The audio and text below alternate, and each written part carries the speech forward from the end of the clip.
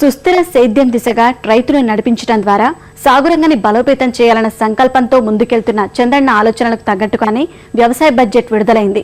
అనుబంధ రంగాలకు తగిన ప్రాధాన్యతనిస్తూ వ్యవసాయ శాఖ మంత్రి ప్రత్తిపాటి పుల్లారావు ప్రవేశపెట్టిన బడ్జెట్ రైతుల్లో కొడిగడుతున్న ఆశలను నిలబెట్టే దిశగా సాగింది. మన రాష్ట్ర ప్రభుత్వం ప్రవేశపెట్టిన వ్యవసాయ బడ్జెట్ రైతు సంక్షేమానికి బాగా ఉపయోగపడేదిగా ఉంది. ఈ బడ్జెట్ కొత్త తరహాలో రైతు శ్రేయస్సు, రైతు అభివృద్ధికి బాటలు వేసేదిగా ఉంది.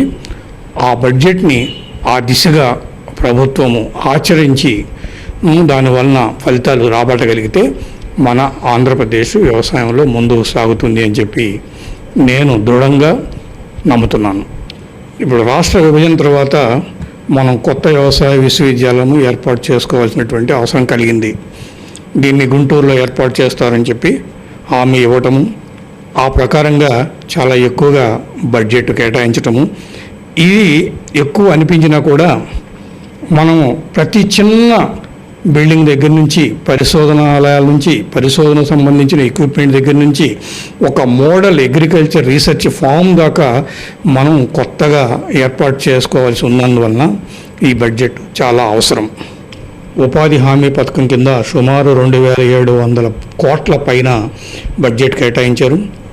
చాలా ముదాహం, ఎందుకంటే రూరల్ అన్ఎంప్లాయ్మెంట్ని మనం చాలా సాల్వ్ చేసినట్టు అవుతాము. ఇది అగ్రికల్చర్తో లింకప్ చేసి ఉన్నది కాబట్టి అగ్రికల్చర్కి ఈ మొత్తం 2700 కోట్లు అటు రైతు కూలీ సమర్థవంతంగా ఉపయోగించుకుని అగ్రికల్చర్ డెవలప్మెంట్ ఎంతవరకు తీసుకొస్తారు అన్న దాని మీద చాలా ఎక్కువగా ఆలోచించి సమీక్షలు జరిపి ఏమి చేస్తే రైతుకు ఉపయోగపడుతుందో ఆలోచిస్తే ఈ బడ్జెట్ అతి ఉత్తమంగా ఉపయోగించుకోగలిగిన వాళ్ళు అవుతాం. మొత్తం రాష్ట్ర ప్రభుత్వం నిన్న ప్రకటించిన బడ్జెట్లో 10వ వంతు ఇవాళ వ్యవసాయాన్ని చూపించారు. సుమారుగా 14,000 కోట్ల రూపాయలు. ఒక ఆర్థిక పరమైన క్రమబద్ధత, క్రమశిక్షణ లేదు మనకి.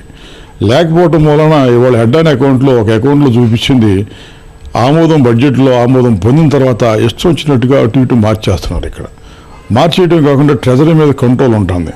ట్రెజరీ మీద నెలకు సుమారు 5 రోజుల నుంచి 10 రోజుల వరకునే ట్రెజరీ మీద కంట్రోల్ లేకుండా ఉంటుంది, కానీ మిగతా అప్పుడంతా కూడా కంట్రోలు. ఆ మాదిరిగా ఉన్నప్పుడు ఈ బడ్జెట్ అంకెలకి, చెప్పే మాటలకి ఆచరణలో ఎక్కడ రాకుండా there is wide gap between promise and performance. ఆచరణకి, వాగ్దానానికి, లేకపోతే అంచనాలకి, ఆచరణకి మధ్యలో చాలా తేడా కనపడుతుంది. అది పూరించుకునే ప్రయత్నం మన వాళ్ళు చేయట్లేదు. ఈ బడ్జెట్ ఈరోజు ప్రకటించిన బడ్జెట్ అన్ని రంగాలకి, వ్యవసాయ రంగంలో అందరికీ అనుకూలంగా ఉన్నది.